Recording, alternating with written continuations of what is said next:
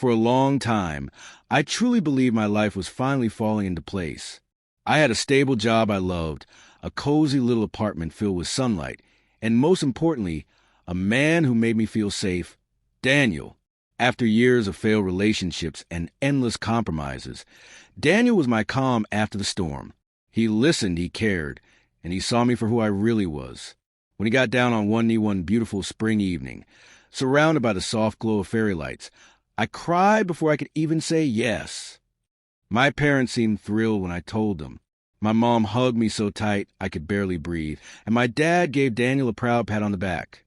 For a moment, I thought everything was perfect. I imagined walking down the aisle in a dress that shimmered like my dreams, my family smiling in the front row, Daniel's eyes waiting for me at the end. But perfection, as I was about to learn, has a cruel habit of fading fast. It started with my brother, Ryan.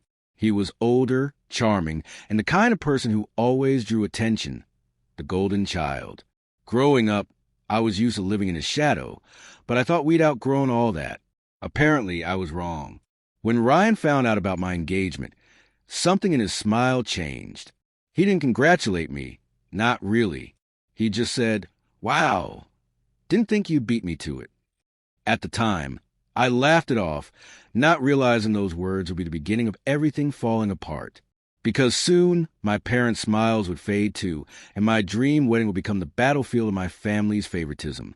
A week after the engagement, the first crack appeared in my picture-perfect world. I was at work when my mom called, her voice unusually hesitant. "Sweetheart," she began softly, "your father and I were thinking maybe you should hold off on setting a wedding date for now." My heart sank. "Why? I thought you were happy for me." There was a long pause. Then she sighed. "It's your brother, Ryan. You know he just broke up with his fiancée. He's going through a hard time, and it wouldn't be fair to celebrate right now. You don't want to make him feel worse, do you?" I froze. Fair? I've been waiting my whole life for this happiness. Why did my joy have to depend on his heartbreak? "Mom," I said slowly, try and keep my voice steady. "Ryan's breakup isn't my fault.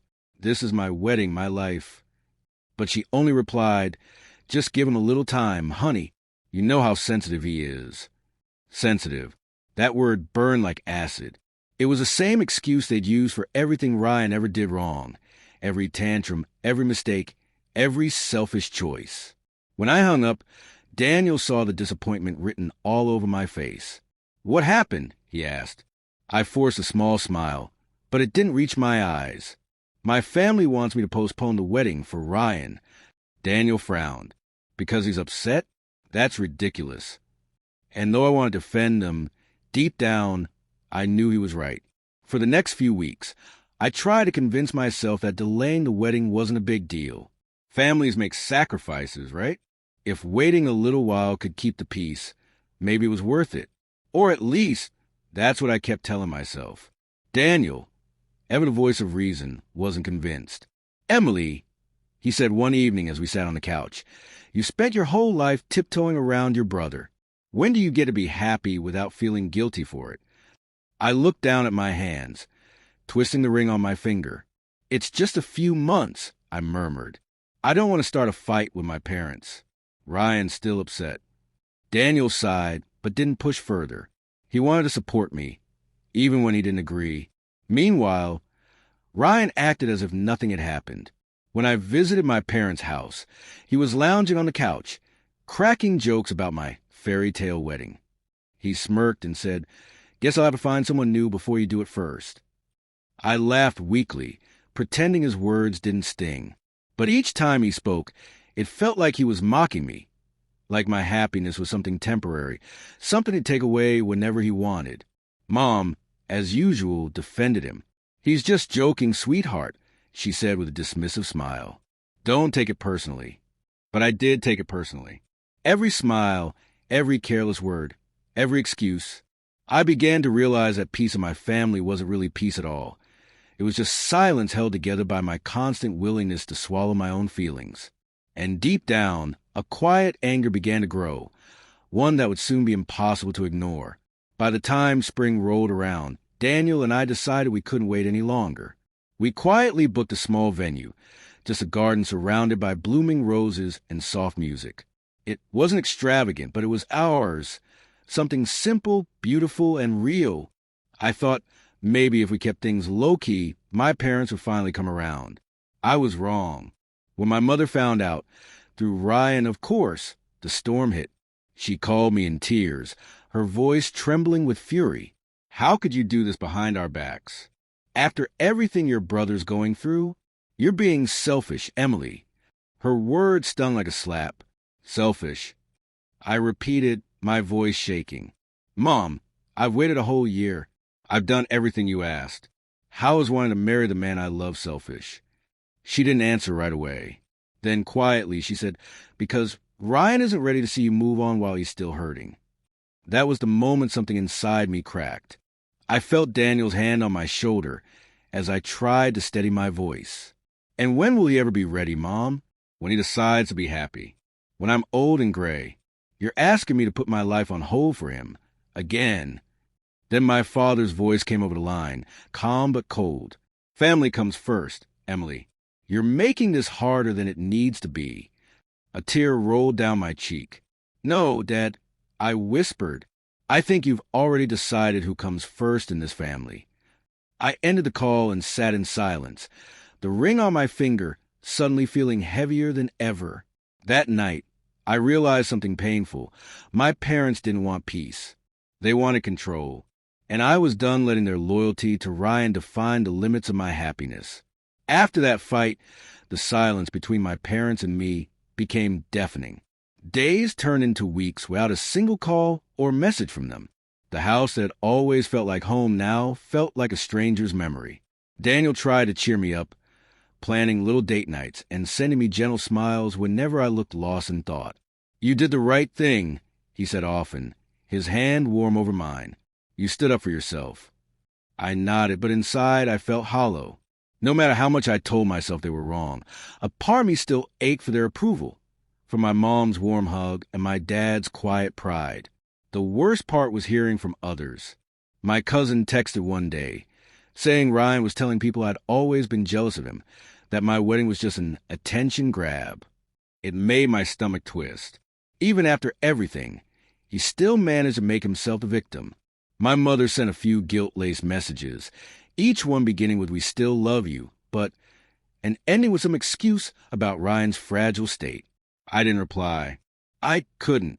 Some nights, I lay awake beside Daniel, staring at the ceiling, wondering how love could hurt so much when it came from your own family.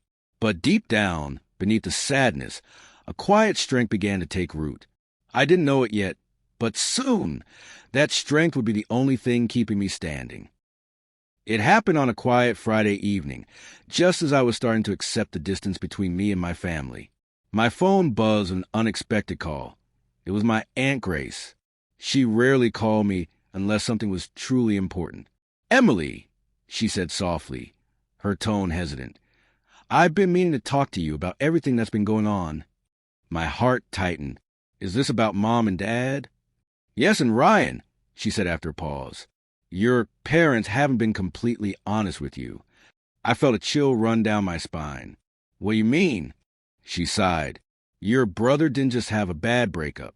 His ex-fiancée, Melissa, she filed a restraining order against him. For a moment, I couldn't speak. My mouth went dry. What?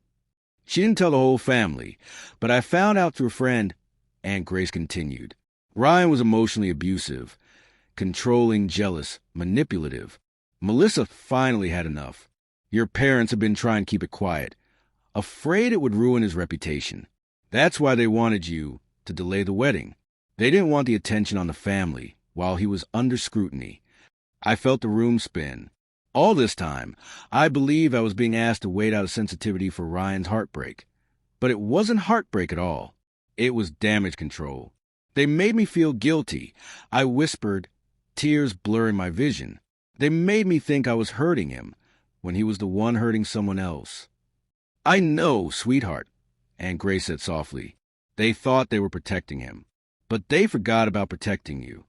After I hung up, I sat there in silence, clutching the phone like it might explain everything. But it didn't. It only confirmed one heartbreaking truth. My parents hadn't chosen family over fairness. They'd chosen lies over love. The next morning, I drove straight to my parents' house. My hands trembled on the steering wheel the entire way. Anger and heartbreak tangled inside me like a storm. I had rehearsed what I would say 100 times. But when I saw the house, the same one that once felt like home, the words caught in my throat. My mother opened the door, surprised. "Emily, you should have called." I cut her off. "No, Mom, I've been calling for months. You just haven't been listening." Her expression shifted from confusion to guilt. "What's this about?" "You know exactly what it's about," I said, my voice breaking. "You lied to me. You made me postpone my wedding because Rye wasn't ready, when in reality, you were hiding what he did to Melissa." Her face paled. My father appeared in the doorway, his jaw tightening. "Who told you that?" "It doesn't matter who told me." I shouted. "What matters is that you let me believe I was being selfish, that I was hurting him, while he was the one hurting someone else." My mother's eyes filled with tears. "Emily, please.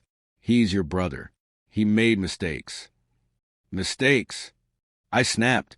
"Dad, Mom, he abused someone. He's not the victim here." Ryan's voice suddenly echoed from the hallway. "Wow. So now you're the family judge, huh?" I turned toward him. He looked smug, leaning against the wall like this was all some kind of joke. "You've always loved pretending you're better than everyone else," he sneered. "Maybe that's why no one takes you seriously." I felt my heart pound in my chest, but this time I didn't shrink back. I met his gaze and said quietly, "No, Ryan, no one took me seriously because you never let them. You lied, you manipulated, and Mom and Dad covered for you, but not anymore." My mother started crying harder. My father looked away, and for the first time, I saw Ryan's smirk falter. I grabbed my bag, my voice steady as I said, "I'm done being the one who sacrifices everything for this family. You can keep your secrets. I'm keeping my peace." And with that, I walked out, shaking but free. In the weeks that followed, the weight on my chest began to lift. For the first time in my life, I stopped trying to please everyone and started doing what made me happy. Daniel and I decided to move forward with our wedding. No more waiting, no more apologies. We planned a small, intimate ceremony in a garden filled with candles and soft music. Only the people who had truly supported us were invited. Aunt Grace, a few cousins, and close friends who had stood by us through everything. When the day finally came, it wasn't extravagant, but it was perfect. As I walked down the aisle, I saw Daniel's eyes shining with pride and love. My heart swelled with a feeling I hadn't known in years. Peace. For once, I wasn't carrying the burden of anyone else's emotions. I was simply living my own joy. After the wedding, photos began circulating on social media. Friends and extended relatives commented on how beautiful it looked and how my parents weren't there. Questions started spreading. People whispered, asking why they had missed their only daughter's wedding. And soon, the whispers turned toward Ryan. Word about his restraining order started slipping out through mutual friends and family gossip. The golden boy image he had clung to for years began to crumble. I didn't need revenge. Watching the truth surface naturally was enough. For the first time, my happiness wasn't hidden behind anyone else's shadow. I didn't feel guilty anymore, because the people who truly loved me were the ones who showed up, not the ones who expected me to shrink for their comfort. A few months after the wedding, the truth finally spilled into the open, and this time, there was no stopping it. Ryan's ex-fiancée, Melissa, decided to share her story online. It wasn't dramatic or vengeful. It was raw, honest, and supported by proof, screenshots, voice messages, and even parts of the restraining order. Within hours, the post spread across social media. Friends, relatives, and neighbors began whispering, their perfect image of Ryan crumbling before their eyes. The same people who once praised him started questioning my parents' silence. Mom called me that night, her voice trembling. "Emily, we didn't know it would go this far," she said, almost in tears. "We were just trying to protect him. We didn't want to lose both our children." Her words cut deep, but I had no anger left in me, just sadness. "You didn't lose me, Mom," I said quietly. You pushed me away because you couldn't face the truth. There was a long silence on the line. Then, softly, she whispered, we should have believed you. We were wrong.